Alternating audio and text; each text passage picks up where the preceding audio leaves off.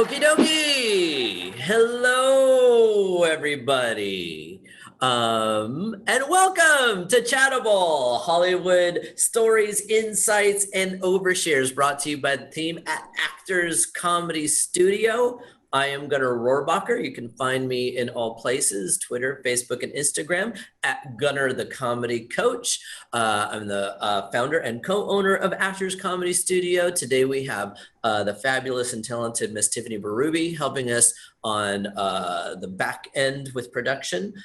She is the one monitoring, letting people in. So thank you so much, Tiffany. If I screw anything up or go astray, she might chime in and say, hey, Gunnar, wrong direction. Course correct immediately. So what is Chattable? And then I'm going to introduce our talented and lovely guest in just a second, but it is an informal conversation that we have with people in all facets of the industry. Actors Comedy Studio is dedicated to teaching career as well as craft, and learning can happen anecdotally and conversationally, as well as in a well-structured class, at least according to my belief system. So we'll have a conversation, and I will probably cover a lot of the questions you might have for Miss Kate Linder. But if you have any remaining questions at the end, we will have a designated time for people to throw some questions our way. So that is what Chattable is. That is how it will work. Kate Linder, I am so honored to have you join me today. Kate plays the role of Esther Valentine on The Young and the Restless for 38 years and running, and also is a rare recipient of a star on the Hollywood Walk of Fame, most notably, and so many other accomplishments. We're going to talk about those. Hi, Kate. Good to see you. Hi, GT. I'm so thrilled to be here. Thank you for including me. Oh my gosh, absolutely. There wasn't even a question about it. So excited to see your face even through video, and then also get a chance to catch up. And you know, I've known you for so long now, and you're just so giving and generous and helpful with your information to other actors, and so supportive of the collective tribe. So I think anybody listening to our conversation today, in my opinion, is very lucky. Thank you. Thanks. Well, let's just get started with The Young and the Restless. What a journey that must be for you. So first of all, are you trying to break a record? Do you hold a record? 38 years is a long time for an actor to hold on to a role. So maybe you could tell us, encapsulate that journey, how you got started. I actually know the story of your first audition. So maybe you can share that with people, and they'll see the trajectory of Esther Valentine for you. Okay, it is amazing. I can't believe it's been that long. It just seems like yesterday, but I went in on a general interview with Tom Palmer, was the casting director at the time. He has since passed away, but I went in for a general interview, and then I went home and I went, oh boy, you know, is this ever going to happen? And a little while later, his assistant called me and she said, listen, because I left him a tape. And so she said, Tom's finished with your tape, so you can come and pick it up. I said, already? She goes, yeah, I know. It's kind of weird because he usually doesn't do this, but he went right in and looked at it. And I said, oh, okay, well, I'll be down in a couple of days. So a couple of days later, he calls me and he said, listen, I have this role. He said, it is so small, if you blink, you're going to miss it. But he said, I want you to know I'm looking for something else for you. And as you know, that doesn't usually happen. Once you do one thing on a show, that's it for you. You know, you can't come back. But he said, no, I'm looking for something else for you. So I said, okay, I'll do it. And here we are over 38 years. And I didn't have a name in the beginning. The scripts would come down and they would say made on them. And one day, Jeannie Cooper, who played my boss, Mrs. Chancellor, we were rehearsing, running our lines. And then when we went to tape, she started calling me Esther. And fortunately, I responded and didn't say who. And then other characters, other actors started calling me that. And then the writers started writing it. And then we had later a national contest for my last name. And Bill Bell, who was the creator and owner, head writer of the show, he gave me a choice. Oh, yeah. A few names, and I picked Valentine. That I thought it would be good luck. So I was married on Valentine's Day, and it turned out it was definitely good luck. And here we are. Yeah.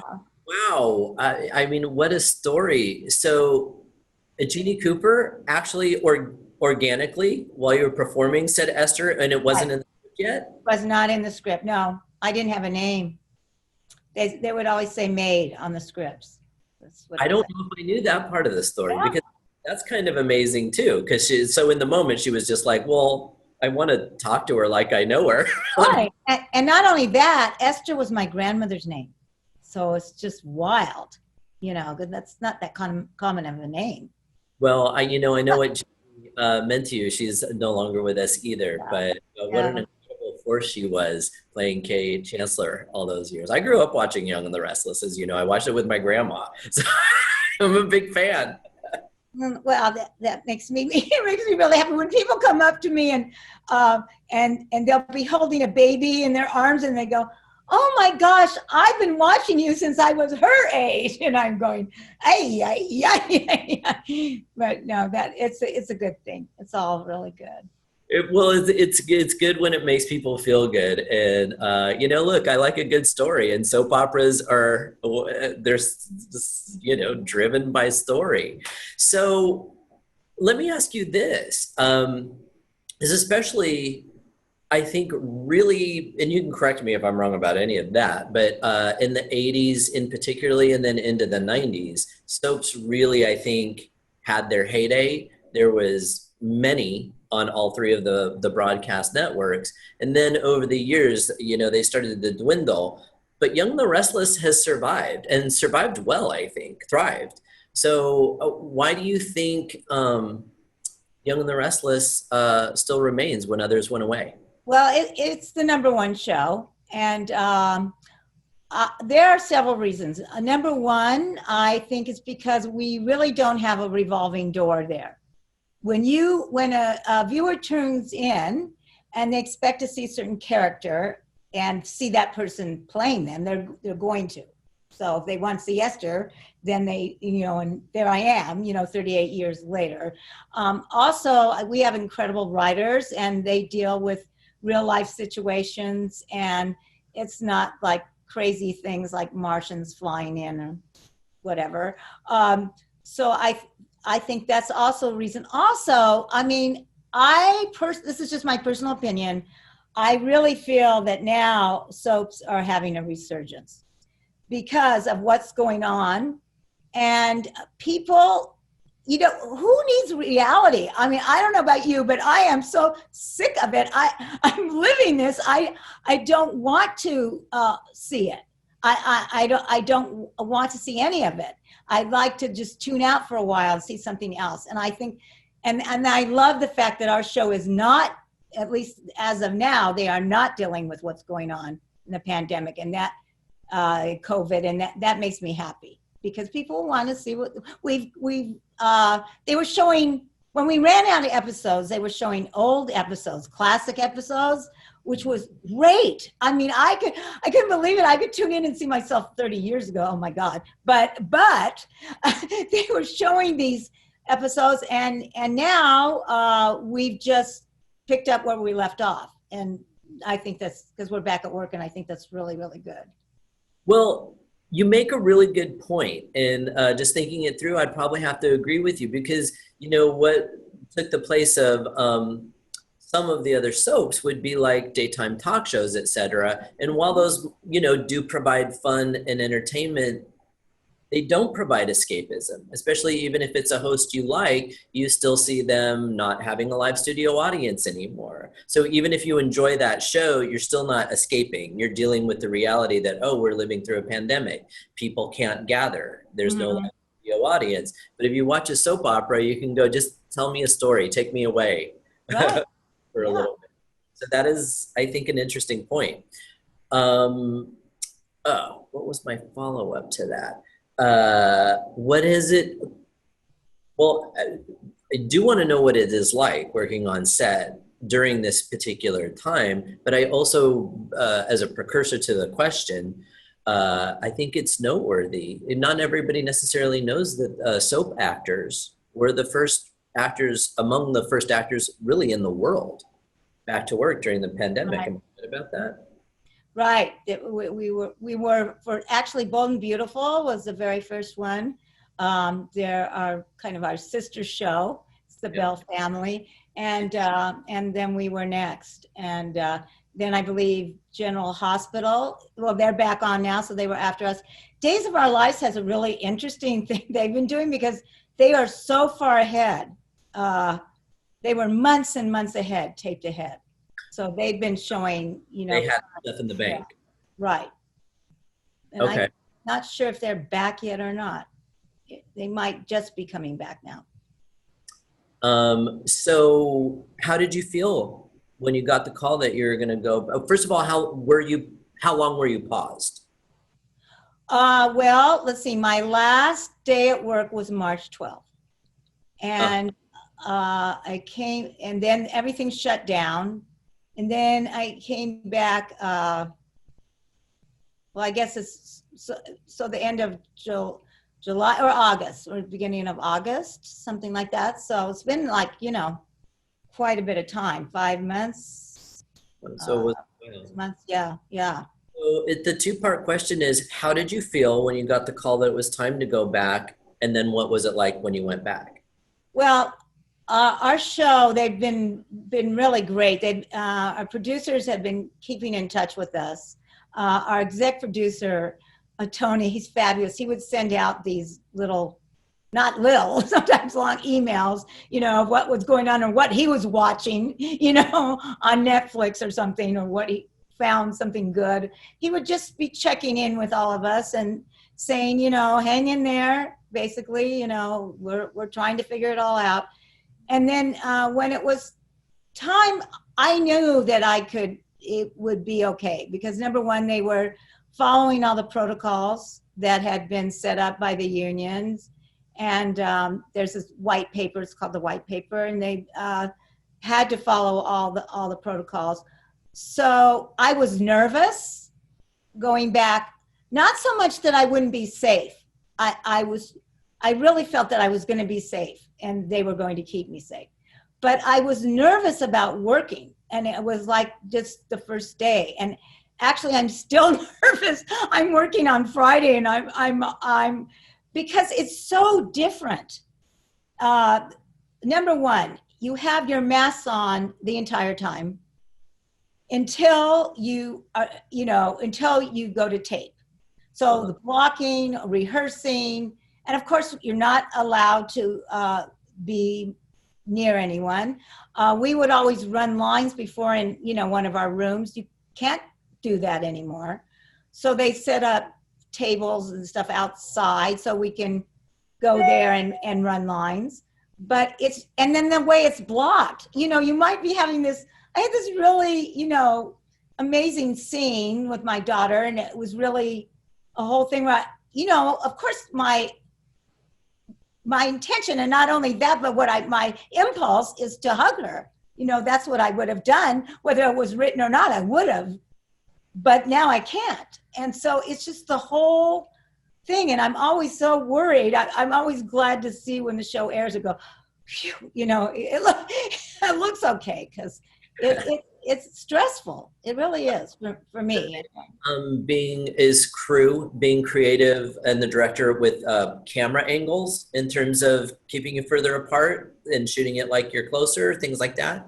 Yeah, they definitely are using that. Our crew is, I'll never forget that first day back. And then they would walk you on set. You can't be around anybody. I mean, you can't go visit people. There's people you haven't seen in months and months, and you want to talk. You can't. You can't.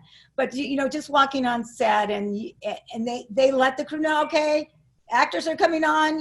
So everyone's very, very careful. And but they are extremely creative. Our show is I'm really proud of them. I'm proud of how they dealt with this whole thing. And, and Excellent. going forward, that's what you have to do.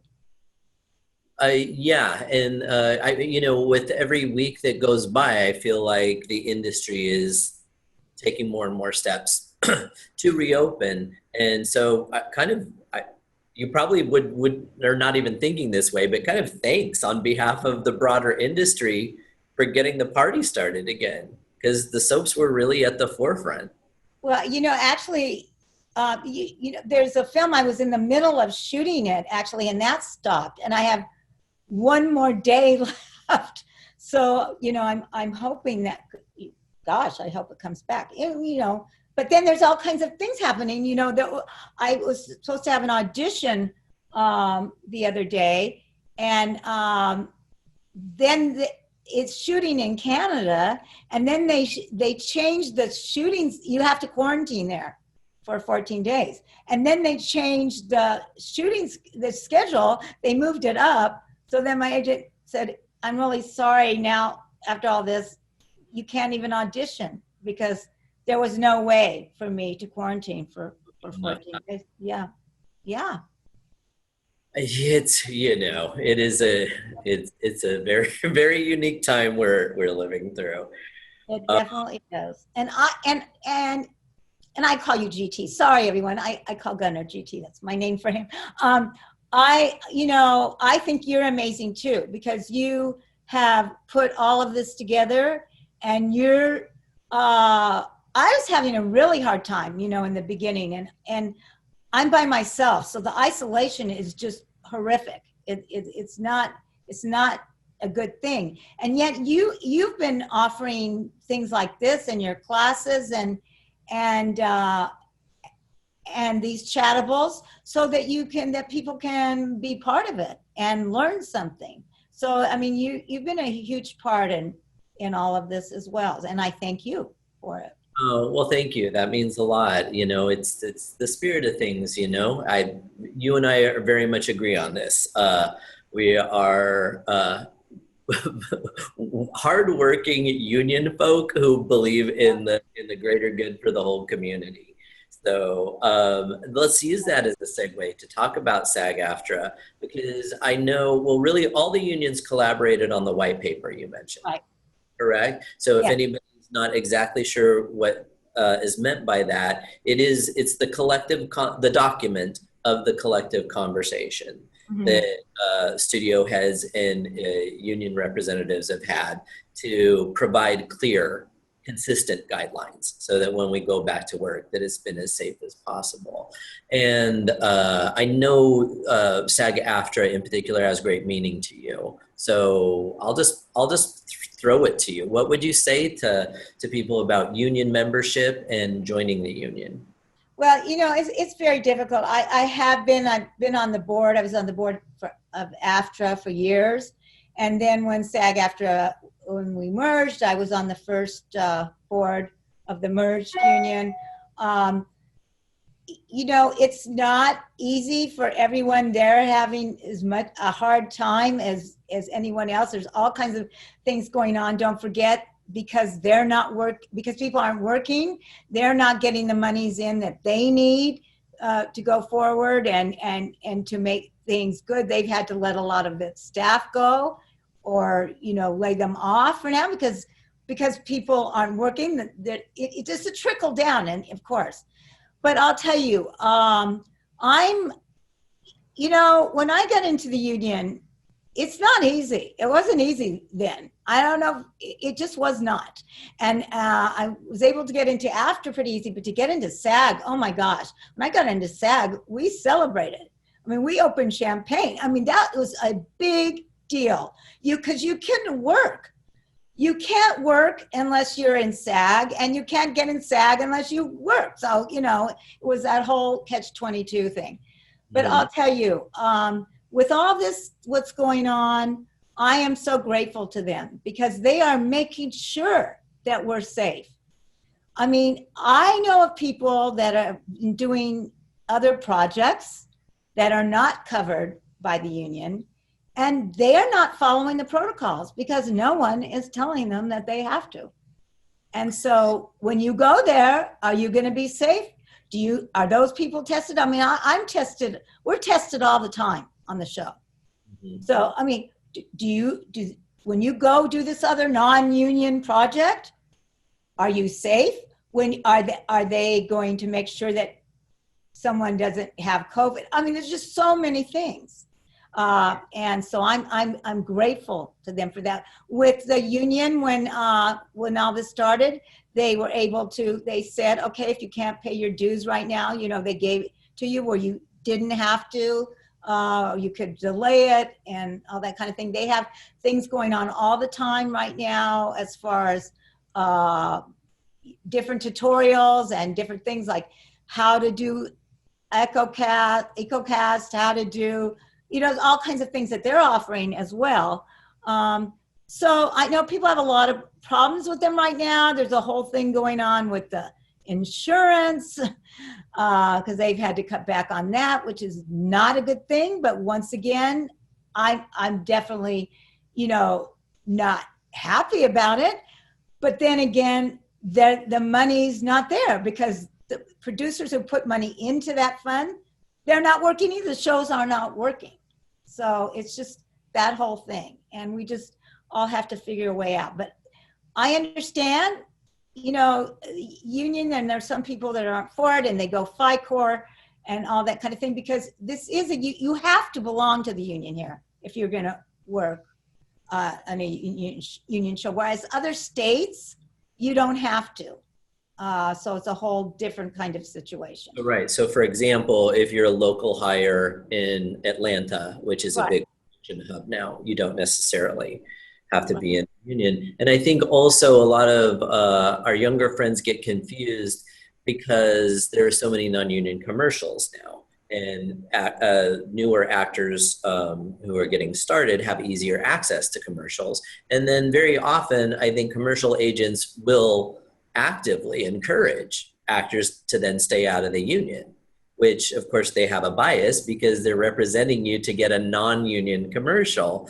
But then people don't necessarily translate that information over, because if you do live in Los Angeles and you want to work in TV and film and on a union project, your chances are infinitely greater of booking if you're already in the union.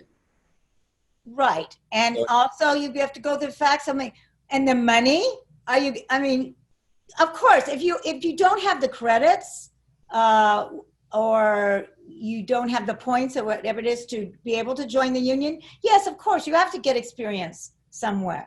And I'm not saying, you shouldn't do that. Sure.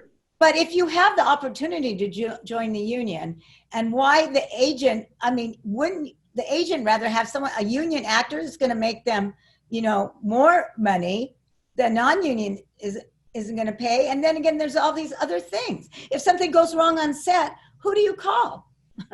Not Ghostbusters. Who do you call? Listen, I've had some really rough conversations with actors who, especially in the beginning of this, went to specifically non-union commercial sets and, just were flat out lied to. Just flat out lied to. Didn't realize until they showed up. Exactly what you're talking about. I have several personal stories that were brought to me of people going, and some didn't think about it, to be honest with you, but some even checked and asked very detailed questions before they agreed to show up. And then they showed up and they said, yeah, we aren't testing. They didn't come. So get to work, hit your mark, go into hair and makeup. Yeah. Hair and makeup, someone in your face. Do they have the mask on? Do they have the shields on? Do they have the oh my gosh, you should see what, they go through on our show. They work so hard. Our crew works so hard. Well, in soaps in particular, because you see each other, you shoot daily episodes. So I would have to suppose that you're as much like a family already as any TV cast can be. Definitely. A lot of us have been together for a very long time. So. Well, let's talk about some other things that you spend your time doing because you're busy, Kate. You always have a lot on your plate. I know you do a lot of charitable work. Can you talk about the charities that you're associated with? Well, I do, and during this time they are suffering. They're having a really hard time because of all the events. I would be out every night on some carpet doing some event, charity event, and those have stopped. So I actually do three teas in Canada a year, one in Vancouver, one in Toronto, and one in Calgary for March of Dimes. And we changed the date. I have one coming up. We changed the date like 3 times, and then we realized it wasn't going to happen. So we're having the very, very first virtual tea on October 4th, actually. Oh, And so I've gotten a lot, and I've always brought my castmates up to Canada, for these. And so a lot of them are joining me on this. It's so sweet of them to do that. And I have always, from the beginning, I have felt, I had no one, there was no one in my family that was in the business. I didn't know anybody. They didn't have this networking, there wasn't networking like this. You didn't know who to call, there just wasn't any way to get, it was really difficult to get into this business. And so I try to give back as much as I can. And because I feel that if everyone gave back just a teeny little bit, gosh, can you imagine? In all walks and all ways of what's going on here in the country, in the world, everything, we would be in a great position. So I try to do that. So I'm also celebrity spokesperson for the ALS Association. So I do a lot. They have a walk coming up. So I've just taped a lot of PSAs for them and they'll be doing a virtual walk. So they are also having to figure this out. Everyone's getting creative and figuring way out because the people that need the help still need the help. If not now, now more than ever. They do. So I'll help and do as much as I can. yeah, wow. Certainly something to think about. You've also done something that would definitely fall into my bucket list. It'll probably never happen because why would I? But you've toured with the USO. Oh yeah, wow! I did. That's kind of cool. I did 4 USO tours. So I've been to Afghanistan, Pakistan, Kyrgyzstan, all the stands. Guantanamo Bay, which was, oh my God, I went in the prison. They were saying stuff. I'm glad I didn't understand what they were saying because I know it wasn't good what they were saying to me. And I've been entertaining people who were actively hostile to you. What was what? No. Well, what happened was they were meet and greets. So actually was in Afghanistan. I was there at Thanksgiving, and we did most of these at Thanksgiving time. And so, because for me, it didn't matter whether you're for the war or not for the war. It just doesn't matter. I'm for those young men and women so that you and I and everyone that's listening in today, that we can be doing this. So I did do several of those. It was frightening. I had to get permission from the show, which in the beginning I didn't even realize that, because I guess it's in my contract you're not allowed to go to a war zone. And I didn't even know that. And yeah, so they had to give me permission to go, but to be there and to do, and then I was at the DMZ. To be, when I've been seeing the pictures and seeing them all that, I went, oh my God, I've been there. I've been there, but to watch, to talk to the troops. And so they were meet and greets is what they were. And so we would sign autographs, and a lot of, like, actually in Korea, someone came up to me and said, my wife is a huge fan, could you talk to her? I go, yeah, if you can get her on.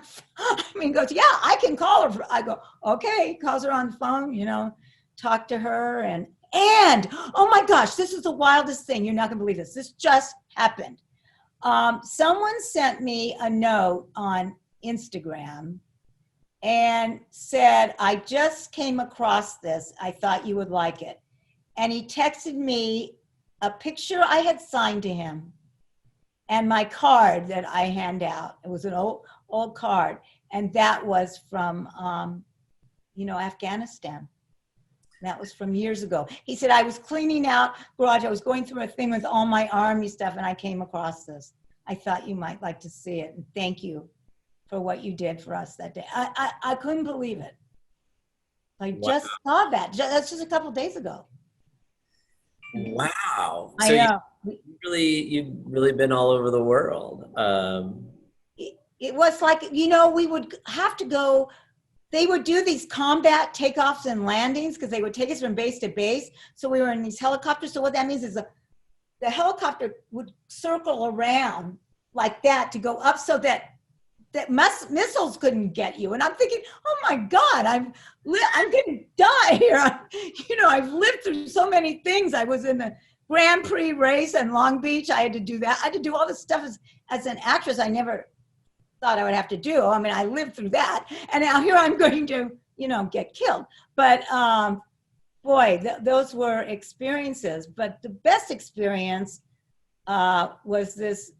They asked me, they said, listen, there's this young girl, she's on guard duty and she can't come in to have dinner Thanksgiving, so she can't meet you. And can you go meet her? Because, she's a fan. I go, yeah. So I went over there and, she saw me and she said, oh my God, this is the best Thanksgiving I've ever had. And it just made me cry. I said, if I could do that for someone, to make someone feel better or help them. And, it was wonderful, and I won't ever forget it. Amazing. Did you always want to be an actor, Kate? Oh, GT, that is all I've ever wanted. I never wanted to be whatever little girls want to be. I didn't want it. I didn't want to be a mother. I didn't want to be a nurse. I didn't want to be a teacher. I didn't want to be a flight attendant. I didn't want to be anything else but an actress. That's all I wanted to be. And my parents, though they were extremely supportive, and back then, of course, they didn't have a clue, what to do. They didn't know. And they thought, well, I'll just have to figure it out myself. I feel like I'm still trying to figure it out. I take one step forward, 2 steps back. I mean, I've just never taken it for granted of where I am. I mean, you could go upstairs one day and never come down. I mean, so I always wanted to be this, and that's why I'm so fortunate and so honored that, I just try to give back and in hopes that I can pass that on and help someone else. Well, and also, I mean, on that list that I find remarkable and I'm incredibly grateful for is that, with this amazing career you have, you still work out and train. You come to my class at Actors Comedy Studio when you're working, and it's so impressive because, so many people think, well, once I've achieved a certain amount of notoriety, then I'm done. And and they don't continue to seek a better version of themselves. And I've always known you to be somebody who is like that. Well, they call it show business for a reason. It's the business. It's the business of show. And you better, it's a craft. And oh my gosh, and there's always things to learn. And and when you play the same role for a long, long time too, I mean, I started in this business as a singer dancer. So I still have my voice lessons. I still, well, up until this whole thing, I'm dance, which I'm really missing terribly. I'm still working out with YouTube video and all that, but the tap, because I'm a tap dancer, that's really been kind of difficult to keep doing that. But when this is over, I intend fully to go back and to be in class. It's really, like I said, it's really important to be in class. It's being in class for you. I always learn something with you. And you know, there's all, and you have to be reminded too. I mean, I forget things. I mean, you'll say something to me in class and I go, God, I know that. I know that I'm supposed to do that, you know? Well, yeah, no, I do know, because when I'm working with beginning actors, I'm a teacher. And when I'm working with experienced actors, I'm a coach. Right. And it's really clear to me, and the distinction is clear, because even Olympic athletes have coaches. Right. They continue to work out, they continue to train. You know, it blows me away if anybody ever thinks that they're baked, and that's all there is to it. Because you can always level up, I think. Always. And there's, you know what? There's always someone out there. This is another thing. There's always someone out there studying and working. And when it gets to that point between them and me, or who's it going to be if I'm not working? If I'm not working hard, you know, if I'm not, you know, it's really, really important. Of course, because you know, your fire is coming out. Do you all see this champion? Oh, no wonder it's so important. And I have to say it. I have to hear it myself too. You know, you can't get, you know, yeah, sure. There's days there's days that I didn't want to go to dance. There's days I'm so tired. I come home from the studio. I don't want to go. Then I make myself go. And I go, wow, you know, I needed this. I felt better. And in class, I need to be there with you. I know I do. You know, I need to be part of this whole community. And what I love about Actors Comedy Studio too is that everyone's there is for each other.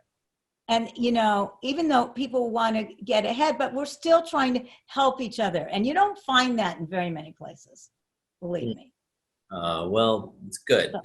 That's what we try to engender. Have you always been so disciplined, Kate? I try, you know, I try. There are, you know, I have to, you know, we all have good days and bad days. And, Sure. you know, I allow myself, I mean, yeah, I have bad days. And there'll be a bad day, and I just have to say to myself, okay, that's it. That's your one bad day. You know, tomorrow you better start over again. You better do what you're supposed to do and do that. You know what? I don't want to give anybody a reason for not giving me the job. There's lots of reasons. Okay, there's things I can't do anything about. If I'm too tall, I'm too short, I can't even say the word, old, you know, to whatever. That right. I can't control. I cannot control that. But I can control being ready and being right there and be ready. So if I'm not ready, then it's my own damn fault. You were an Olympian at acting. You know. Well, I mean, I'm not being facetious though, because it takes a mindset of a champion to get a job and keep a job, getting, you know, more work. A lot of people really don't understand the discipline and self-application that it takes. And I mean, your spirit in all this really does come through when you talk about it. Well, I've done a lot of seminars. I've done a lot of speaking on this, and I've said, I've gone to a lot of schools and different, you know, and I've said to people, look, if you don't want this business more than anything, you have to want it more than anything else in the world. If you don't want it that badly, then do yourself a favor. And then I said, and do me a favor, get out, because I don't want you in my business. You know, it just bugs me when people are, I mean, there's all these people that are they're called stars or they're whatever. And what have they done? I mean, now they're social media stars. Do they know how to act? What have they done really? but yet they're called a star, whatever that is. But it's hard. So, and it's difficult. So if you don't want it that badly, you should just do yourself a big favor and go find something else now. Save yourself a lot of time. Testify. And I mean, I totally hear you. As a teacher, I do see, when people don't know anything about it and they're taking their first classes, maybe they are trying to see if it even is what they want. So Sure. there's that, like, let me check it out.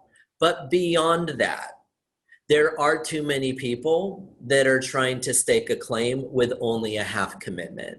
And I feel for them. I'm, as an artist, part of me takes the same position as you do, which is just like, don't half-ass this, because it makes it seem half-assed, for all of us. But also, don't do it to yourself. It really, I do make a lot of comparisons to athleticism and even the Olympics, because to me, like, getting a series regular role is like the gold medal. A great guest star or recurring is like the silver, and even a co-star is a bronze. But even a line on a network television show with a number of people who are competing for it, even that is like grabbing the brass ring. And you don't get your first one. You don't get your, you don't book mostly for going into a casting director's office the first time or the second time or the third time. You really have to stay at it. And, the passive rejection can seem like nothing's happening, but you really have to understand that what you're doing is proving yourself a few times before people take a chance on you. And there is a lot of relationship building that goes into developing a career as an actor. Would you agree? Oh, absolutely. And I would say to that, once you get there, I have seen a lot of people believe their own press. I've seen a lot of people come and go because they believe their own press. Mm-hmm. And that's something that,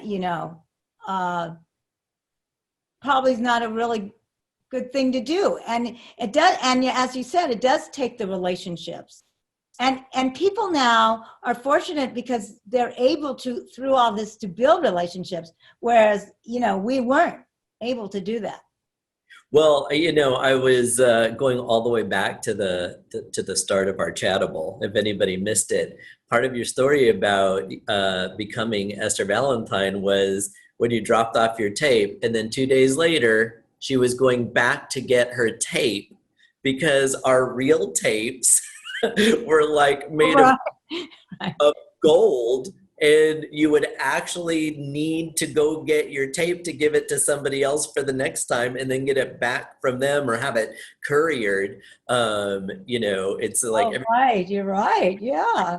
Everybody thinks like Uber Eats or Postmates is like new. No, it's just the same version of a courier, because we used to have our headshots driven to our agents, or we would do it, but you could also have a courier come and pick it up. But yeah, those materials were hard materials that we actually paid a ton of money for and were super valuable. Oh, well, yeah, like we had pagers. I mean, we didn't have phones, cell phone. I mean, I don't know how we did all this. We had pagers. And I know. I talked to Elaine Hendricks. Yeah, I love it. Yeah. He was mentioning it too. It's like you had to do things like, do I have change in case I need to find a payphone, in case I get paid? People wouldn't even know what to do with a payphone at this point. Or are there any? I don't even know if I think they took them all away. I think they're all gone. They're kind of all just abandoned and weird around where I live, because I live in the middle of Hollywood. Speaking of Hollywood, sometimes it does come with cool perks, like a star on the Hollywood Walk of Fame. I mean, so I wanted to save it till I know that you're a substantial person and you do good works, but it's also cool to have a star on the Hollywood Walk of Fame. What was that like? Oh my God. I have to go there periodically to make sure it's still there, because I can't believe it. I'm so it's really difficult to believe. And the way I found out was really, really weird. I was getting in it because well, not everyone knows, but I'm a flight attendant for United Airlines, as well. Okay. So actually, I was flying that day, and I didn't tell anyone that I was gonna be gone. So I thought I better check my messages. And so it was really early in the morning. And so it was a message from Johnny Grant, who was the honorary mayor of Hollywood. Yeah. And he said, Kate Linder, he goes, hey, congratulations. And I'm thinking, what is that for? Oh, and our show had just won the Emmy. So I thought, wow, how nice of him that he's, saying that. What a nice thing to do. So he's saying, yeah, because Kate Linder, because I can't, so he said, because you are getting a star on the Hollywood Walk of Fame. And still to this day, you have no idea. I mean, I would, as a kid, I would see those. I remember going to the Pantages, and Ron and I, my husband we would walk, and I see a star and I go, wow, I can't even imagine what that would be like. I mean, can you imagine what that would be like? Not even thinking that would happen. So I'm still so blown away. And that particular day that I received it was really wild, because I was working the show that day. So, and yet they knew, people were mad at them because they knew they were all invited, all the Sony, all the network. I mean, everybody was there, and there was a big luncheon, but I couldn't stay because I had to go to work, and so I'll know, oh my God, this day was really something. So I had to run to the studio, and then when I got there, they're going, Kate, hurry, they're moving fast. You got to change. You got to go. I'm going, shit, I'm not even sure what my lines are. I mean, I had to give this, oh my God, I was a wreck. I thought, what am I going to do? So I'm running in, I'm changing my clothes, going on set, and I'm going, oh God, please. And I don't know where the lines came from, but it happened, and it came out. But I thought about it afterwards, and I thought, you know what? If it wasn't for Young and the Restless, it wasn't for them, I wouldn't even have that. Young and the Restless has afforded me the opportunity to give back, which I wouldn't be able to do either, because who would care, So I'm able to help people that way. And so when I see people in this business that started on a soap and then put it down, I go, wow, you wouldn't even be where you are if it wasn't for them. And so I think we can't forget from where we've come from, where we are, where we're going. And, we're all in this together. I'll never forget. I mean, to have that is just, it's mind boggling to me. I don't take it for granted. I don't take any of this for granted. Absolutely. And on that note, some of the best actors we've ever produced have been on soaps at a certain point and still are. So who I love especially, and it happens every once in a while, and I mean even up till recently, I will meet some very young folks, 20, 22 years old, come in for a coaching or help with taping an audition, some such thing.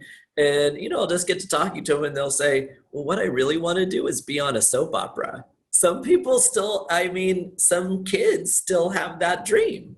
Well, the thing is that we've had, film actors, we've had, people that you definitely would know that get on our show and are not able to do it. You get one take. There's one take. And if they have to do it over, it better not be because of me. That's it. And I've had things happen, with the way budgets are and everything. That's it. They'll say, they'll say to them, okay, thanks, that was great. So what do you mean, thanks, that was great? I don't get to do this again? No, that was great, perfect, And so, boy, oh boy, oh boy. It's not like, doing a film. Sure, yeah, no, nothing like doing a prime time, a television, an hour television. They take a week to shoot it. a shoot, you know, we shoot 60 to 80 pages in one day. So, yeah. Wow. Wow. Uh, So, yeah. well, so that we covered all the good stuff, and I know you're too much of a class act to name names, but since our program is called Chattable Hollywood Insight Stories and Overshares, in all these years, have you had anybody who's been not who, because I don't want the name, but is there a story of someone behaving badly or terribly or really messing up on set? Oh, several. And Anything? well, you don't see them anymore. That's what I mean. You Oh, know, you might, you know, you see, people will get their chance. You get that one chance, their 15 minutes of fame. That's what I mean about believing their own press. And then they go out there and just start being ridiculous, and then, you know, then their 15 minutes are gone. That you have, you know. so not being prepared. Anything more preposterous than that? Can I keep fishing for any really ridiculous Uh, story? well, yeah, I've heard stories too. I mean, you know, it's interesting because things will come back to me that I'll go, really? I mean, where was I? I didn't know about that.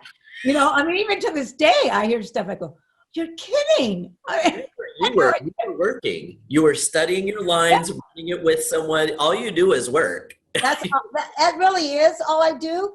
But you know what? That's when I'm happiest, and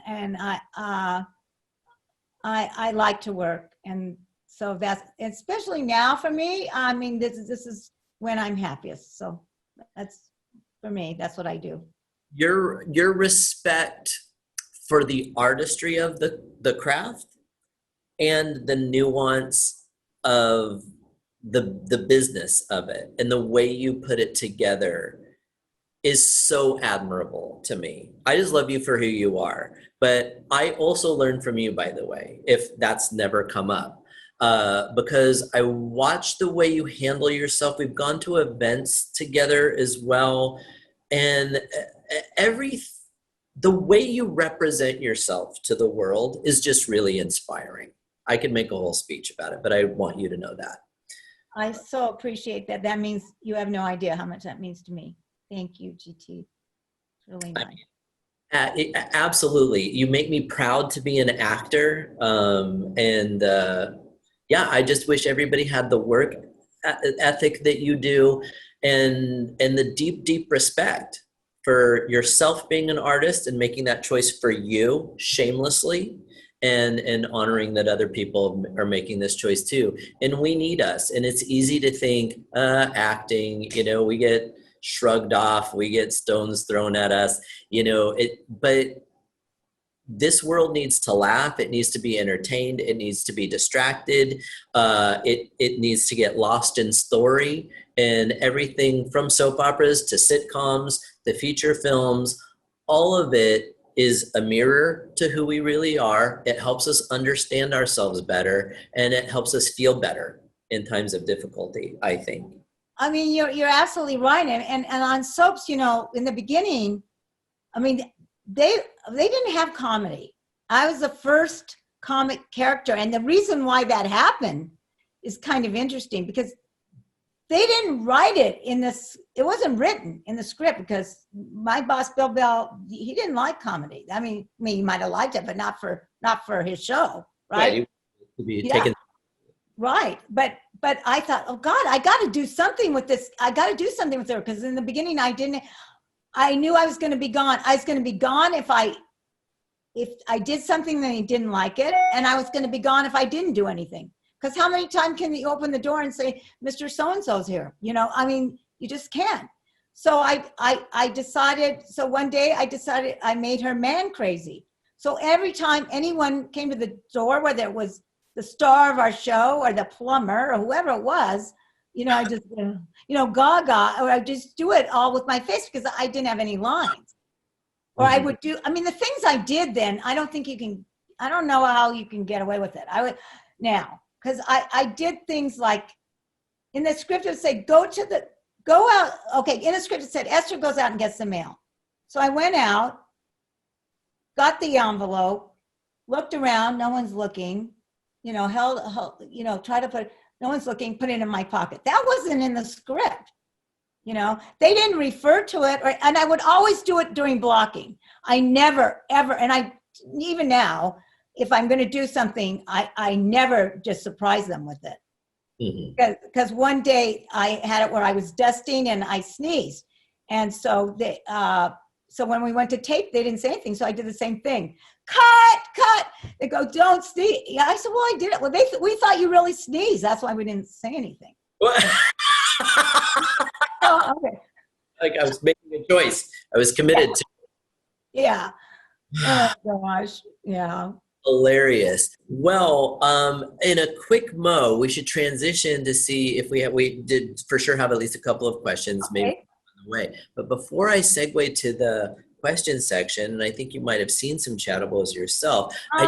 Thomas is in here. A quick speed round of just some stimulus response questions. None of them are gotcha questions. It's just a quick way just to see what comes out and get to know you a little bit better. So are you game for a quick round of Q&A? Yep. Lightning round. Okay, here we go. I like it. Game show. Okay. Here we go. Okay. What does comedy mean to you? Everything. If you could change one thing about the industry, what would it be? Loyalty. More or less. I'm just kidding. Do you think of yourself as successful? Yes. What's a funny word? Zucchini. That's one of my favorite questions here. What's more important to you, self-expression or true respect from your peers? Oh, that's a hard one. I'd say a little of both, but you can answer any way you want. Self-expression, but I want to be respected as well. But self-expression. Self-expression. Is there anyone not invited to your funeral? Me. Myself. I don't want to. Well, I have too much to do, and I said it takes me a long time, so I can't be going anywhere, Okay, you're not. Is there anything, in your opinion, every human being on the planet has a responsibility to do? Give back. Excellent. So hopefully that was painless. That is the end of the questionnaire. All right, let's take a look at some questions. Yeah, I see Thomas in here. I did a play with Thomas. Are you there? Oh my gosh, I did a play with him. Thomas Evans? Yes, he is so good. He's such a good actor. Yeah, and it's he's great. And he played. It was Desperately Seeking Love. I did it. Well, gosh, I guess it's been a couple years ago. But anyway, I just saw that. Well, welcome, Thomas. Glad you joined us today. What were you binging anything? So those months that we were down, did you watch anything, stream anything? I didn't. I was trying to do a lot of these. The show had us doing stuff. We were taping things and they were putting it out, and we were doing talk shows and kind of thing. They were trying to keep it going, keep everybody going. I was trying to do stuff with the charities too, because you need to keep the brand going. You can't just have the brand just stop. So I didn't really binge. Well, I guess you could say Young and the Restless. I did, because I watched all the old shows, and that was great. Oh, how fun. Yeah. That's a real treat. Would you like to, since you brought up theater, would you like to perform theater again? Obviously, given it being safe enough, or have you participated in any, live readings or anything like that during COVID time? I love theater. That's where I started, and you really know if the audience loves you or hates you right then. It's not so different from television, and the only way I feel like I think I'm doing a good job is that I'm still there, because So that's telling me that I'm doing it right. But I would, yeah, I love theater, and it's easy. And also there's a whole thing about the lines. I'm so used to having to memorize lines and then dump them. It's like cramming for a test, right? So you learn all this material, then you have to make room for the next day. So when I'm doing a play, I'm petrified. I'm there with the script back, I go through that a million times a day, my lines, because I'm so afraid I'm going to forget them, because that's what's happened now. That's short term, because of the way I've had to memorize so many things. That is a very interesting point. So it's like you've over exercised in a way your short-term memory. So it's used to going clear space. Yeah, let's make room for the next room. Like, who are you? I have no idea. What's my name? Oh my God. Yeah. Bring some of it back, please. Thank you. Obviously, Esther Valentine has you in her because you play her. But I mean, is there ever a moment where you just like forget which one you are? Well, I mean, we're a lot alike in some ways. I mean, we wear the same size clothes. We're both loyal. We're both very loyal. But in the beginning, you know what? She drove me nuts, because I thought she is so stupid. And but then I realized that she really wasn't. That she just sits back and kind of watches, and she really knows what's going on. So she's not so stupid. But some of it, maybe a little that bleeds over. But I'm definitely not her. We are very different in lots of ways as well.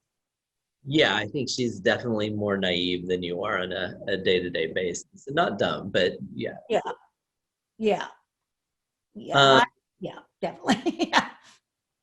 If you folks have any other questions, now would be a good time.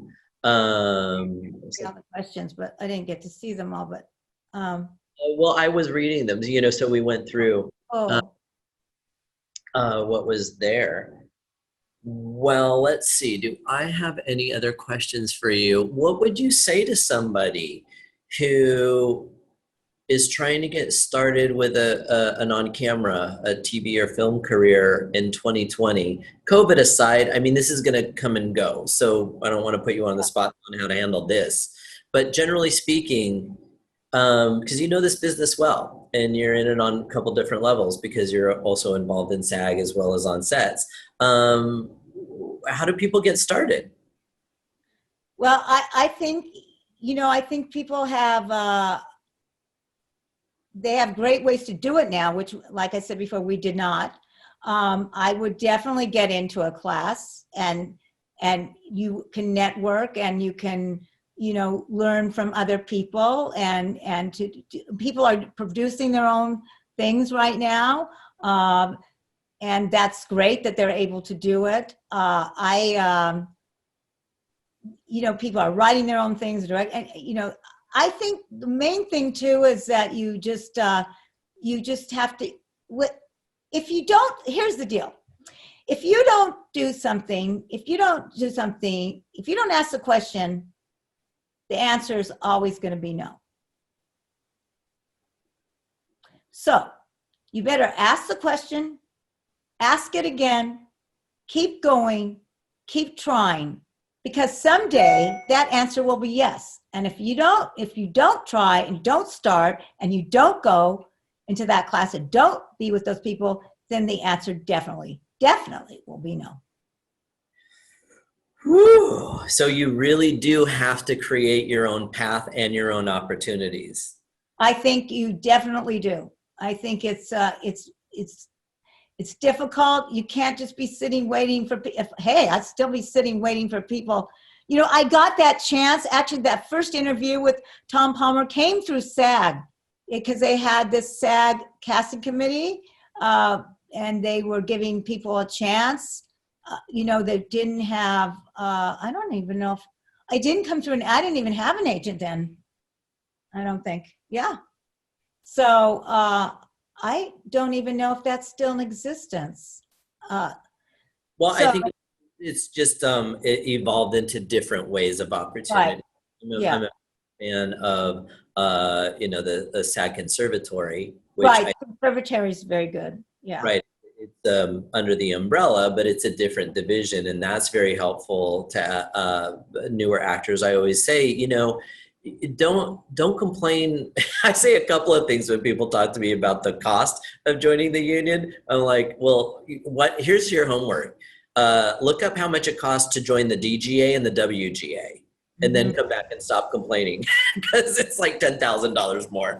And second of all, for the few $1,000s that it costs to join SAG and AFTRA, I mean, I'm not saying it's easy for everybody, but you can get that money back in so many different ways, tenfold, because the union does provide education and training opportunities of all kinds: acting, casting panels, editing classes, all kinds of things that you should be skills you should be up leveling anyway. Yeah, and they're doing more and more of that during this time. I've seen them just come to the table with so many more things. Yeah, and a lot of people are volunteering their time too, to help out because Definitely. the Definitely. artistic community has been hit particularly hard. So it's Very hard, very hard. And, hoping that the CARES Act, is a few more days for it could still happen. And actually, if you guys, everyone should write and call their senators, really, because that's another thing. If you don't ask, the answer is going to be no. You got to just let them know that this is important and this is what we need. I've sent numerous letters, texts out there on social media, because we all need help here. We're all in this together. We've got to keep it and going. the money exists. It Yeah, simply is. There is there is money enough to wrap around this whole planet 1,000 times. But if we don't demand it, we won't get. So I'll see your ask and raise it to demand. yeah, yeah. Shameful how little support we've gotten as a nation, but we'll leave that there. Right. Kate, That's a whole. We could do a whole chattable forever on that one. Yeah. I know. This has been an absolute delight. I always love when I get to spend time with you. So thank you, thank you. I think we're a wrap for today. So Well, every yeah, no, go ahead. thank you too, and I just wanted to thank. I know whoever tuned in today. It means a lot to me that you guys would even want to hear what I have to say, and I'm thrilled that you joined, and thank you, GT, for including me, because it means a great deal. Me as well. So thank you, thank you. So anybody watching, my next guest on, sorry, I had to reach over and look at the date. On Friday, October 2nd is David H. Lawrence, who is a spectacular actor, well-renowned voice actor, and also a voice teacher, and my go-to for referral when people need training with their breath and voice. So join us for that. Kate, you take care and stay safe, and just keep doing what you do because it does help the world. It matters and we notice. Okay? Thank you. All right. I love you so much, friend. I will see you soon. Okay. Bye, guys. Thank you all. Mwah. Bye-bye. Bye.